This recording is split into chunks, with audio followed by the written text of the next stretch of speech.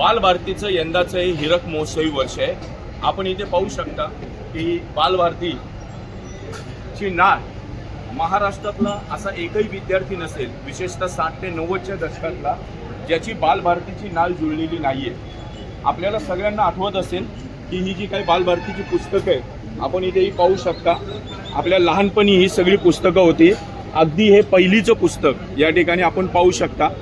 हे सगळं विस्मृतीत गेलेलं होतं, पण नवीन टेक्नॉलॉजीने हे पुन्हा एकदा जी लोक 60 ते 90च्या दशकामध्ये होती, अगदी अलीकडे सुद्धा त्यांच्याही लक्षात येत असेल, ही सगळी पुस्तकं त्यावेळेस आपल्याला होती।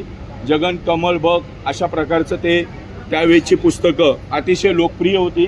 आणि ही सगळी पुस्तकं आपल्याला कुठेतरी वाटत होतं की काळाच्या ओघात नष्ट झाली की काय, परंतु नवीन टेक्नॉलॉजीने ही पुन्हा एकदा आपल्या समोर बालभारतीने उपलब्ध करून दिलेली आहे। की त्यावेळेचं 60वीचं पुस्तक, पंडित जवाहरलाल नेहरूंचं हे भाषण, त्याचबरोबर हे 4थीचं पुस्तक, आजही त्याच प्रकारचं तसंच पुस्तक आहे शिवाजी महाराजांचं, त्यात काही फारसा बदल केलेला नाही आहे। पण ही सगळी जी पुस्तकं आहेत जी आपण 4थी, 5वी, 2रीला शिकत होतो, त्या सगळ्या पुस्तकांचं या ठिकाणी आपण पाहताय बालभारतीने पुनरुज्जीवन त्याचं केलेलं आहे।